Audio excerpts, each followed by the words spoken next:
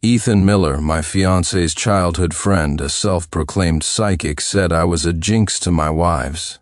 To break the curse, another woman had to sleep with me on our wedding night. I thought it was utter nonsense, but Isabel Thorne was a firm believer. What do you know? Ethy saw his first spirit at 8 years old. He's a renowned fortune teller. If you want to marry me, you'll listen to him. Ethan offered his solution. It's not that difficult. We just need to arrange for a bridesmaid to spend the night with Sincere first. My father was gravely ill, his only wish to see me married. I swallowed my pride and agreed. But I never expected that on my wedding night, the group of bridesmaids who slipped into the master suite would lock me in and assault me. In my struggle to fight back, I lost my footing and fell from the second-floor balcony, dying on impact. After my death, Ethan seized my company and took my place at the altar, then gloated as he smashed my memorial tablet. What a fool Isabel was always mine. Did you really think I'd stand by and watch you take her? A spineless fool like you deserves to be played and broken by a woman, to die without even knowing how. Isabel shed a few crocodile tears before draping herself over Ethan, the two of them getting intimate right in front of my memorial. My father, sensing something was wrong with my death, dragged his ailing body out to seek justice from me. But the investigation concluded that I had led a promiscuous life, caught in an orgy with 5 bridesmaids on my wedding night. When a video of that night went viral online, the shock and rage killed my father. When I opened my eyes again, I was reborn, back on the very day my fiancée's childhood friend declared I was a jinx to my wives. I've seen it in a vision. Sincere Clark is fated to be a jinx to his wife. If you marry him, it won't be long before you suffer a terrible accident. In the worst case, the curse will kill you. Ethan Miller's dramatic voice drifted from the next room. He seemed so shaken by his own prediction that his eyes were red, on the verge of tears. Isabel's voice immediately filled with panic. How can that be? Is there any way to break the curse? Ethan bit his lip hard. Belle, you're my oldest friend. I can't just watch you walk to your death. His eyes were full of pleading. Can you call off the wedding? Hiding around the corner, I almost laughed out loud. So that was Ethan's real goal. His acting was so flawless that in my past life I hadn't seen through it at all. Isabel hesitated for a moment before pushing his hand away. No, the engagement is set in stone. Besides, canceling it over something as absurd as a jinx is ridiculous. I wouldn't know how to explain it to the Clark family. The light in Ethan's eyes dimmed. He thought for a long moment, then gritted his teeth. There is one way. To break the curse, you need another woman to absorb the bad luck on the wedding night. As long as that woman takes Sincere's virginity, she becomes his wife in a metaphysical sense. That will successfully transfer the jinx, and you'll be safe from harm. A flicker of delight crossed Isabel's face. Oh, that's wonderful, let's do that. That afternoon, Isabel arrived with a few bodyguards to deliver the engagement gifts and begin decorating the wedding villa. Ethan followed, carrying a funeral wreath, which he placed in the center of my bridal suite. Stop. What is the meaning of this? I stepped forward to stop him, my expression cold. Ethan just smiled and explained, Sincere, my dear brother, you wouldn't understand. You were born under a lonely star, destined to be a jinx. This is just one of the ways to counteract it. I know it looks a little frightening, but just bear with it, and it'll all be over. Hearing this, I couldn't help but sneer inwardly. In my last life, I paid the price for not having my own fortune told, for believing Ethan's load of crap. But this time, I was smarter. The first thing I did after being reborn was visit a master fortune teller who had been a good friend of my grandfather. He told me I was destined for a life of wealth and a loving marriage, with no lonely star in sight. I glanced around the room and let out a derisive laugh. This is a first for me. I've never heard of warding off disaster by placing a funeral wreath in someone's room. How about I add a coffin and set up a proper wake for you? You can spend the night in here. How does that sound? My sharp retort made Ethan's eyes redden instantly. Isabel, he tugged at her arm, seeking help like a petulant child. She immediately frowned at me. That's enough, Sincere. Ethy is just trying to help. Our marriage has nothing to do with him, but he's running around trying to solve your spiritual problems out of the goodness of his heart and his friendship with me. You should be thanking him. Thank him? Thank him for fabricating a rumor that I was a jinx and arranging for 5 women to break into my room and torture me to death? Or thank him for stealing everything I owned after I died and smashing my memorial tablet? I smirked. Oh, I should definitely thank him properly. Seeing that I was being compliant and agreeing with her, Isabel's expression softened slightly. That's better. You'll be marrying into the Thorne family after all. You should learn to put our family's interests first. Once you've joined our family, my mother will inform you of the 3,000 Thorne family rules. You will memorize each and every one. As long as you can behave yourself and fulfill your duties as the master of the Thorne household, I won't let you suffer. As Isabel basked in her own sense of superiority, I gave a faint smile. Perhaps you should have your childhood friend memorize those 3,000 rules instead. I turned directly to my staff, changed the groom's name on the invitations to Ethan Miller. They both froze, stunned by my sudden move. Ethan's voice was thick with unshed tears. Isabel, if your fiancé is unhappy with me, he can just say so. Why does he have to be so passive-aggressive and insulting? Isabel was completely bewildered. Sincere, what is the meaning of this? I smiled faintly. Isn't your dear friend a psychic? Since he says I'm a jinx, I have no intention of ruining anyone's life. I'm not getting married. With that, I lifted my gaze, my eyes cold. Isabel Thorne, the engagement is off. I see your friend here is intentionally wearing a matching wedding band. It seems he's quite eager to be the groom. Just let him marry you instead. My mocking gaze fell on the diamond ring on Ethan's ring finger.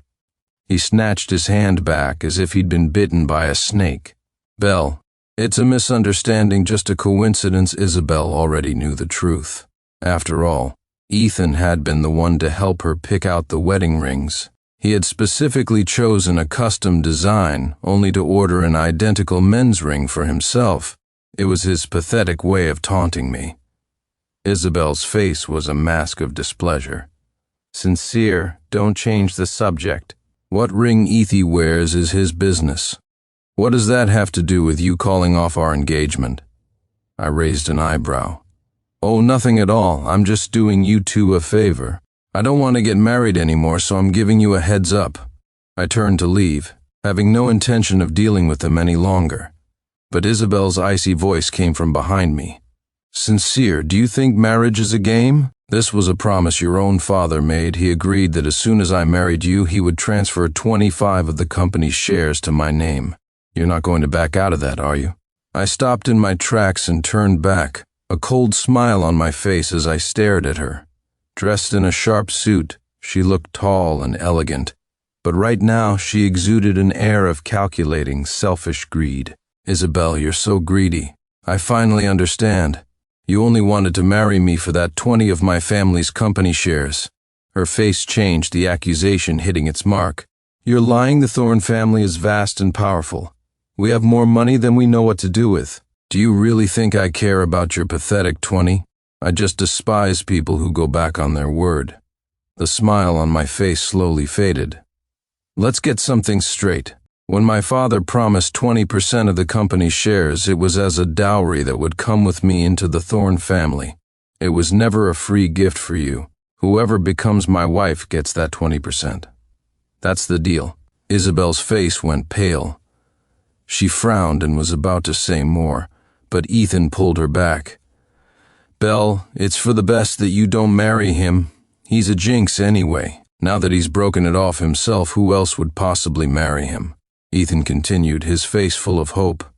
Besides, don't you remember? You told me you were only marrying him for the shares, that you didn't love him. If Sincere hadn't suddenly appeared out of nowhere, I was the one you were supposed to marry. Ethan was now clinging to her waist, weeping pathetically. Isabel, however, pushed him away with an impatient hand. Stop it, Ethy. You know how important this marriage is to me.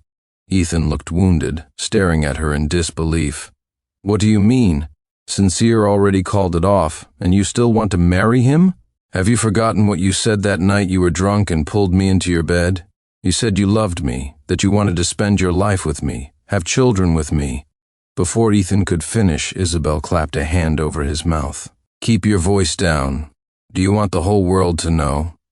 Her face was full of disdain. Don't forget my mother's 3,000 family rules. Being a Thorne's son-in-law is no easy feat. As long as Sincere marries me and I get that 20, we'll get dividends of tens of millions, maybe even over 100 million a year. Isn't it better to use that money to support you? Isabel glanced at a photo of me and sneered. Besides, that old codger from the Clark family is always in the hospital. He probably doesn't have much time left. If I marry Sincere, the entire Clark family fortune could be mine someday. Isabel flatly refused to call off the wedding and continued to have her people prepare for the ceremony. She called and texted me again and again. Sincere, let's talk when you've cooled down. I don't believe you'd be so impulsive as to really call things off with me. You know, it's not easy for most men to marry into a family like the Thornes. And besides, for a man with a jinx like yours, who else would marry you but me? I couldn't help but scoff, not even bothering to reply. I just deleted and blocked her number. Knowing someone like her was a stain on my phone. The more I thought about it on the way back, the angrier I got.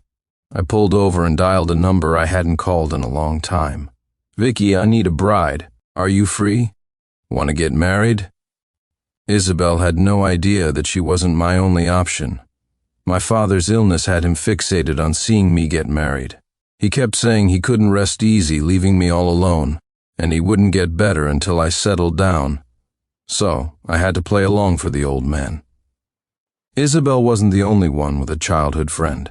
So did I, and my childhood friend happened to be Victoria Morgan, the one and only daughter of the wealthiest family in the region. Hearing my question, Victoria practically jumped. My dear brother, aren't you the eternal bachelor? All about your career, sworn off love and marriage? What changed? I sighed. If I don't get married soon, my dad's going to nail me to the pillar of shame for being an unfilial son. If you're free, come on over. Think of it as doing me a favor. Once my dad's better, we can get a divorce anytime. Victoria's excitement was practically bursting through the phone. It's a deal no takebacks. After hanging up, I returned to my company, only to find my office occupied. Ethan Miller, dressed in casual clothes, was sitting brazenly in my chair. He had even taken off his shoes and propped his feet up on my desk. I felt a surge of anger. Mr. Miller, this is not a place for you. Please leave or I'll call security. Ethan looked up with a sneer. Sincere Clark, haven't you heard? As of today, this seat is mine. He casually pulled snacks from his bag, munching away while watching a show on his phone. He was making a mess, littering all over the floor. He even spilled his soda, soaking my laptop keyboard. Just then, my assistant approached from behind me, his eyes red. He whispered in my ear, Mr. Clark. It was Mr. Thorne from our partner company. He said he has acquired your company as compensation for you breaking the engagement. My assistant shot a hateful look at Ethan. He also said that your position as CEO is to be given to Mr. Miller. I almost laughed out of sheer rage. The engagement was a verbal agreement. Since when does breaking it off require compensation? Does he have no shame? My patience is limited, Mr. Miller. If you continue to obstruct my work, I'll have security remove you. Ethan was completely unafraid, his expression a pure challenge. If your father hadn't forced Isabel to marry you, I would have been the future master of the Thorne household. We've been childhood sweethearts for years. Did you really think some newcomer could compete with me? He smugly threw a pregnancy test report onto the desk. I bet you didn't know. She's already carrying a little Isabel, and she knows about it. Not only is she keeping it, but she plans to pass the baby off as yours after the wedding. A man like you, born with a jinx, will probably never enjoy the happiness of a family. Are you jealous of me?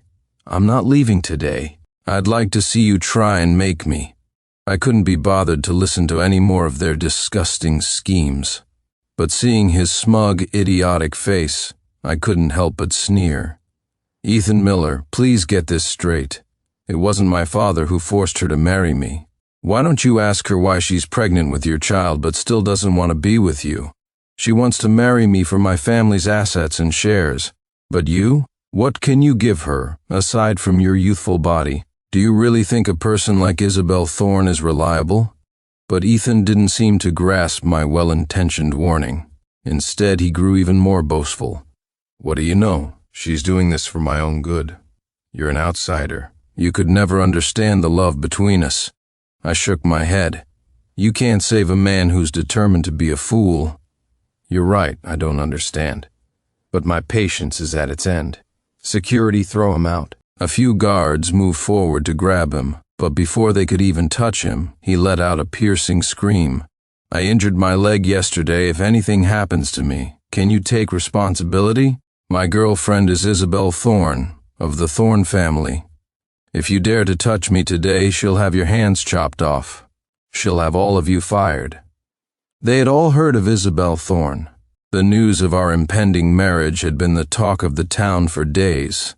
The guards froze, looking at each other uncertainly. No one dared to move. My phone buzzed again and again with calls from a client asking for the report. I gritted my teeth. Mr. Miller, I'm asking you to get up right now. Don't interfere with my work or I'm calling the police.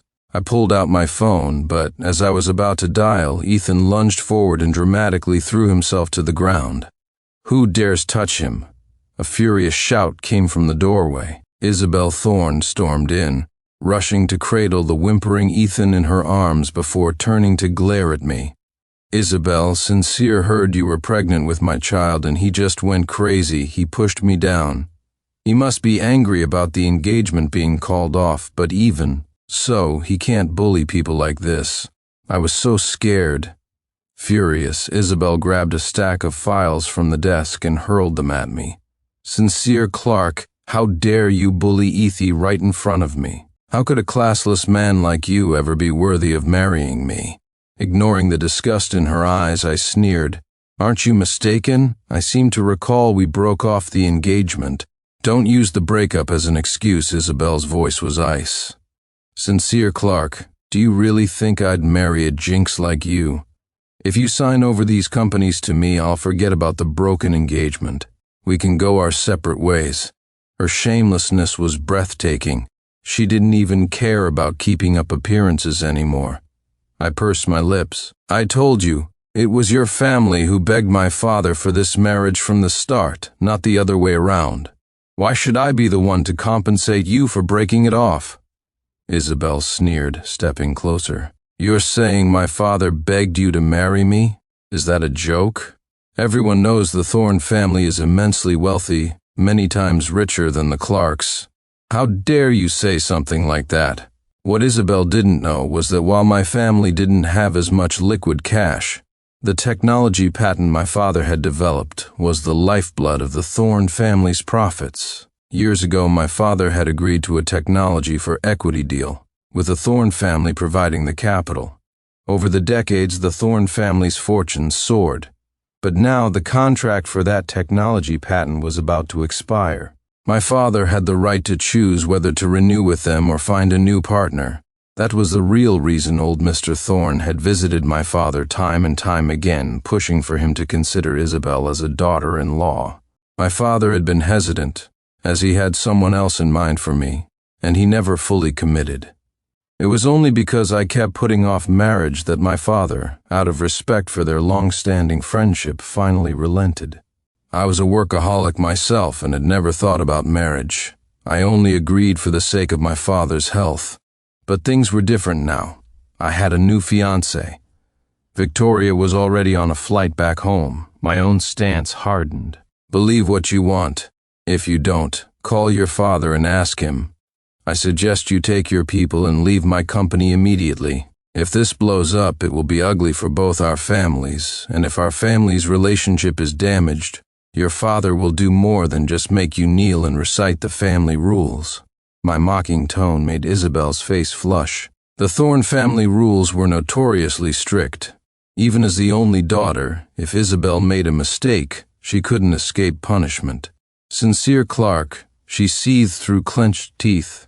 You think you can just walk away from this? Dream on. You just caused Ethy to fall. The fact that he's not pressing charges shows his generosity.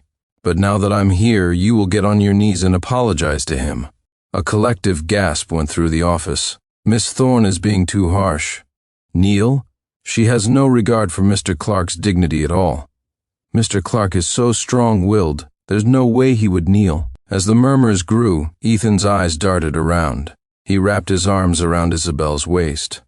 "Isabel, Sincere was almost your fiancé. Let's not humiliate him in front of so many people. I'm craving some chestnut cakes from the shop on the east side of town. Let's have Sincere go buy them. If he brings them back, I'll forgive him." Isabel patted his nose affectionately. "You're just too kind and generous." She then looked up at me coldly. "Did you hear that? Ethy is giving you an out. Go buy the chestnut cakes now and we'll consider this matter closed." I almost laughed. They were the ones who had stormed into my company and caused a scene, and now they were trying to humiliate me like this. And they had the gall to frame it as them being generous. I refused, my face a cold mask. "I have a business meeting. I don't have time for your games. If you continue this nonsense, I'm calling the police." I picked up my laptop to leave, but the next second, Isabel grabbed my wrist in a vice-like grip. She snatched the laptop from my hand and smashed it against the wall. With a sickening crash, the laptop shattered into pieces. I was horrified. "Isabel, are you insane?" That laptop contained crucial files for a project I'd been working on for 2 months, a major deal, and I didn't have a backup. Isabel, however, was unfazed. She held my wrist tightly, her voice a low threat. "I'll give you one more chance. Are you going to buy the chestnut cakes now?" I clutched my phone, my thumb hovering over the emergency call button. But just then, a cool voice cut through the tension from behind me. I get nervous if my man even speaks too loudly. I'd love to see who's bold enough to treat him like an errand boy. Hearing that voice, I turned in surprise and delight. Vicky. She wasn't supposed to arrive for another 2 days. She was here early. She shot me a look, telling me not to worry. The next second, her gaze turned to ice as it fell on the hand Isabel had clamped around my wrist. "Let go of him, unless you want that hand broken." Isabel frowned, sizing her up. "Who are you? What business is it of yours?" Victoria always had a short temper, and a 10th degree black belt in Taekwondo. Sure enough, the next sound was a sharp crack, followed by Isabel's agonized scream. "You!" My hand, Isabel gasped for breath, the pain contorting her face, but she still managed to glare at me. "Who the hell are you, and what is your relationship with Sincere Clark?" Her face was deathly pale as she stared at me. "Don't tell me this woman is some little mistress you're keeping on the side." Before I could speak, Victoria stepped forward, wrapping an arm around my waist and announcing with possessive pride, "Mistress? Listen closely. I am Sincere Clark's personally chosen fiancée." The one and only. I couldn't help but turn and look at her. She was clearly enjoying this. Isabel's chest heaved with rage. "So this is it, Sincere Clark, you broke off our engagement just to marry this woman, didn't you? Where did you even find this poor girl? Look at her, dressed like a scruffy punk. She's obviously some uneducated delinquent. She's only marrying you for your money. How many times have you even met? Do you really think she loves you for who you are?" She had no idea who Victoria was, and she called her a scruffy punk. I glanced at Vicky and couldn't help but smile. She did look the part. Though Victoria was the sole heiress to the Morgan fortune, she had always been a free spirit who couldn't care less about money. She would wear the most outlandish clothes and think she was being unique. It was no surprise Isabel couldn't see past the facade. Hearing Isabel's insults, Victoria feigned a hurt expression and leaned against me coquettishly. "Hubby, look at her. She's saying such awful things about me. You have to stand up for me and teach her a lesson." Her syrupy tone was almost too much for me. Just then the police burst in. "We received a report of a disturbance. Please come with us." I immediately pointed to Isabel and Ethan. "Officers." It was these two. After a brief explanation, the officers determined that Isabel had no legal grounds or evidence to be in my office and had indeed caused a public disturbance. They were taken away. As she was being led out, Isabel glared at me with red-rimmed eyes. "Officers, this isn't fair. They were the ones who assaulted me. Look at my hand. This woman just broke it." I cut her off coldly. "Isabel, you're the one who came to my company looking for trouble. You brought all of this on yourself. We were acting in self-defense." With that, I took off my expensive watch, dangled it for a moment, and then tossed it at her. "Consider it payment for your medical bills." Isabel gritted her teeth as the police led her away. "Sincere Clark, you just wait. You'll regret this." "All right, everyone, back to work." After the police left with the troublemakers, I looked at the chaotic mess of my office and felt my own mind in turmoil. Such a shame. They smashed the laptop. It had all my important files, I said, picking up the broken pieces. But Victoria quickly took over. "I'll do it." She carefully gathered the shattered fragments of the laptop to try and repair it. "Don't worry, I learned a few things abroad. I'll do my best to recover all your files." Watching Victoria's focused expression, my heart softened. Vicky and I were childhood friends and also mortal enemies. When we were kids, she once brought me rice with carrots and greens for lunch for 2 weeks straight. I only found out later that she was a picky eater and was just giving me all the vegetables she didn't want. Another time for my birthday, she gave me a tube of lipstick, which was bizarre. I later learned it was a brand her mother bought to put on their pet dog. Of course, I got her back with my own pranks. More than once. As we grew older, Victoria became fiercely protective of me. If anyone bullied me, she was the first to jump in, fists and feet flying, often coming back covered in scrapes and bruises. A girl once confessed her feelings for me, supposedly sending me 32 love letters. When I never responded, she confronted me, demanding to know why I'd ignore her after receiving them. I had no idea what she was talking about. It turned out Victoria had stolen and burned every single one. For years, my father had tried to set us up, but my heart was set on my career. Eventually, Victoria went abroad, and I agreed to marry Isabel. Now, after all the twists and turns, we were back where we started. It really felt like fate. It's fixed. Victoria let out a long breath and pushed the repaired laptop towards me. "The files are restored too. Check if anything is missing, and I'll help you look for it." I took it excitedly, checked everything, and was beyond satisfied. "Vicky, you're amazing. All the important data is here." She puffed out her chest, clearly proud of herself. "Well, since I'm so amazing, don't you think you owe me a coffee? I know you're a workaholic. I came straight to your office from the airport without even going home. I'm glad I could help." As we sat in the cafe, I looked up and noticed Isabel and Ethan were there too. They saw me. Isabel started to get up, but Ethan pulled her back down.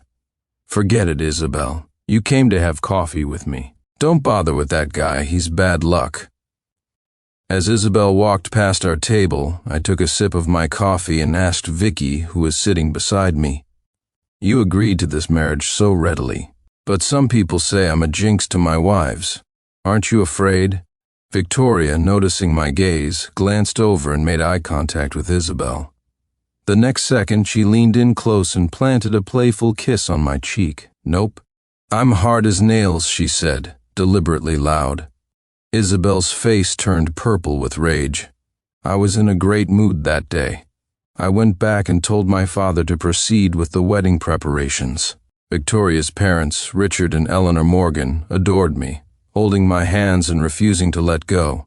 "Sincere, I always said you and our Vicky were a pair of destined rivals who would end up together," Eleanor said, beaming. "Auntie has liked you since you were a boy.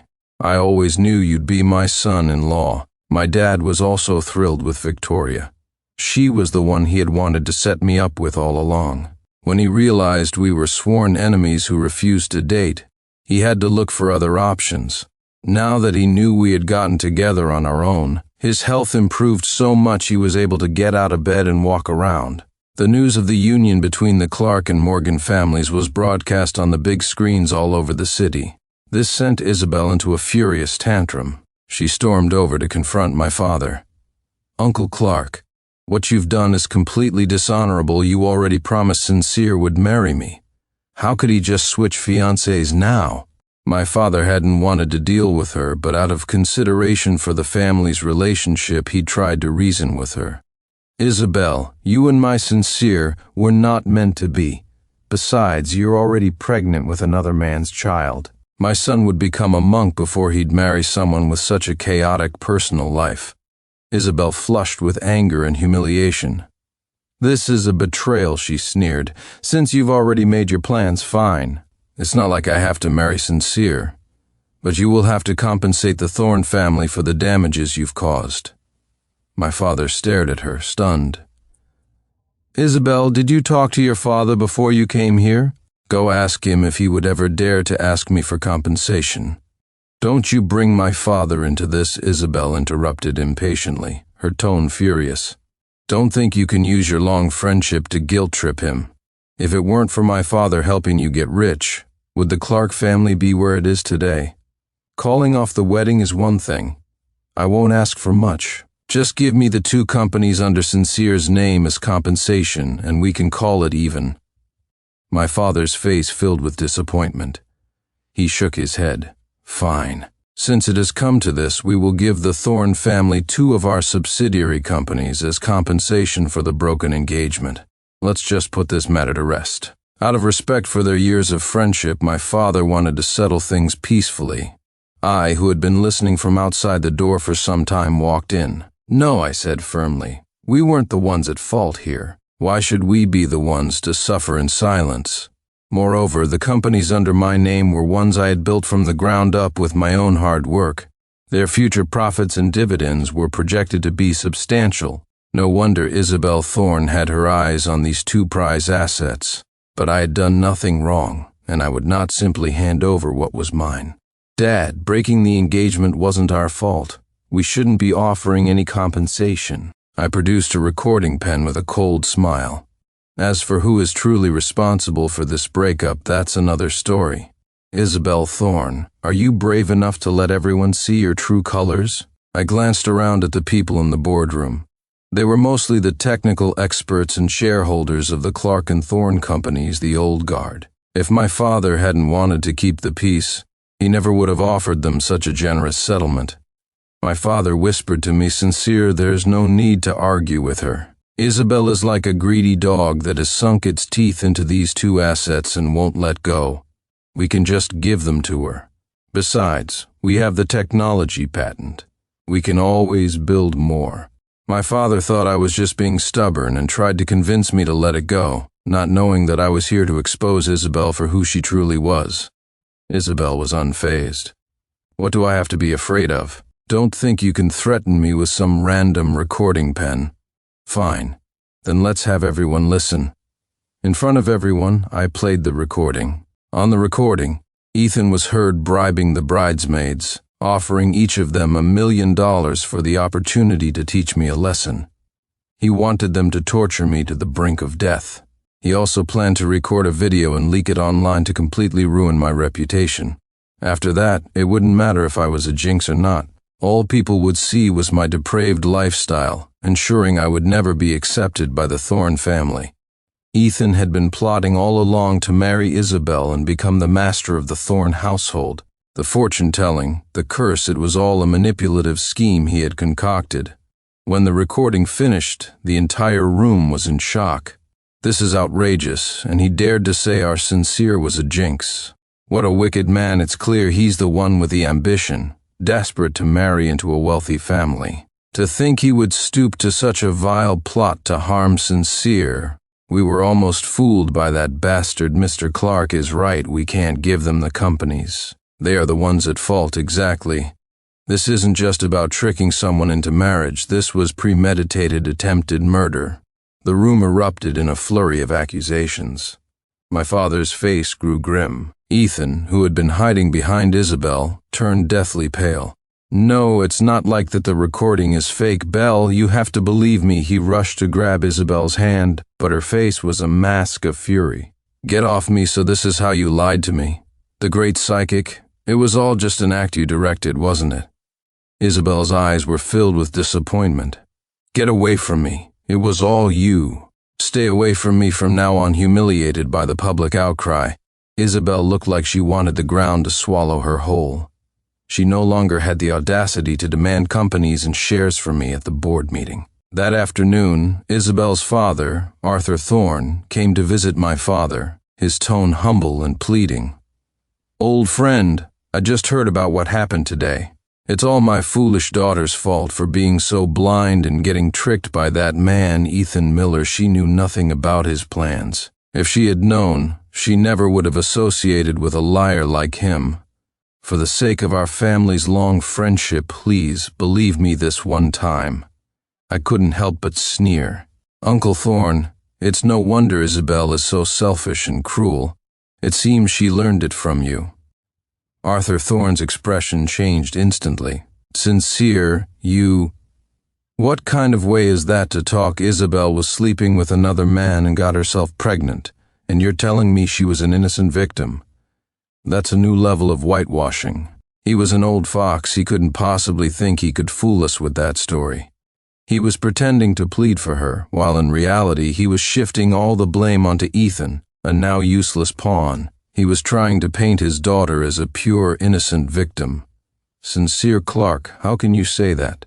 My daughter wanted nothing more than to marry you. You were the one who called it off."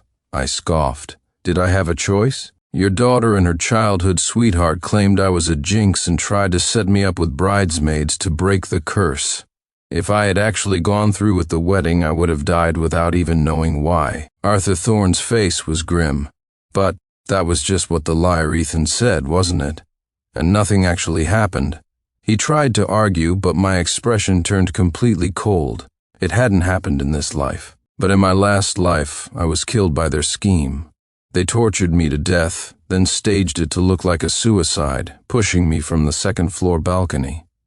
And they didn't stop there. They leaked the video they took that night. The story of the jinx vanished, replaced by a new headline: "Debauched groom's orgy with 5 bridesmaids, my." Father knew something was wrong and tried to get justice for me, but the public humiliation and rage killed him. This time I wouldn't be so stupid. Before I could speak, my father's voice cut in, cold and final. "There is no need to discuss this further. If it weren't for the friendship between our families, I would have already called the police and had those 2 animals arrested for attempted murder." That day, Arthur Thorne left empty-handed, escorted out by security. It took a long time for my father to calm down. He knew why the Thorne family had been so friendly lately. It was all about the renewal of the technology patent and its usage rights. Since the patent contract has expired, there's no need for us to renew with the Thorne family. As soon as we announced we were seeking new investment partners, companies were lining up, eager to work with us. Without our technology patent, the Thorne family's profits plummeted. Their superficial glamour and glory didn't last long. The story of Isabel's despicable actions couldn't be contained. Someone leaked it online, and overnight she became infamous, a pariah scorned by everyone. After the Thorne family went bankrupt, Ethan Miller's dream of marrying into wealth was shattered. He hired some thugs to kidnap Isabel and beat her until she miscarried. I later found out that the person who got revenge for me was Victoria. That animal dared to plot against my husband. If I can't make him rot in jail, I'll make sure the rest of his life is a living hell. My cheeks flushed. "What are you talking about? We're not married yet." She wrapped her arms around my waist again, giving me a big kiss. "We will be soon. Our wedding was just 3 days away, but before that, Victoria had one more score to settle for me. When she learned that Ethan had posed as a psychic, repeatedly called me a jinx, and plotted to use 5 bridesmaids to harm me, she held a grudge. She got a pile of moldy dough and forcibly stuffed it into Ethan's mouth. "You wanted chestnut cakes so badly you dared to order my husband to buy them for you? Well, now you can eat your fill. You wanted to tie my husband up and film him? Then you can enjoy being the star of your own video." Victoria took him to a sheep farm and made him a shepherd. She took all sorts of pictures of him and posted them online. In no time, the preening shepherd boy went viral. People marveled at the irony. The con man who had dreamed of marrying into a great house had ended up in such a pathetic state. On my wedding day, I saw a disheveled Isabel. She was being chased by debt collectors, all her former elegance and grace gone, her face a mask of misery. Sincere, please help me. It was Ethan who planned all of that. It was all that bastard. I never wanted to hurt you. I sneered. I have no interest in hearing a dog bark. Yes, hubby. Victoria immediately responded, signaling for the security guards to throw her out. After that, the world was quiet. I heard that Isabel was forced to flee the city to escape her debts. The once mighty Miss Thorne of the Thorne family became nothing more than a cautionary tale. And after Victoria and I got married, we settled into a comfortable and free life. Neither of us changed for the other. I was still a workaholic. She was still the unpresentable, free-spirited punk. I happily gave her all my money, content to be a doting, hen-pecked husband. Some people would say we didn't look like a proper married couple. But who cares about such meaningless comments? We were happy, and in the future, we would be even happier.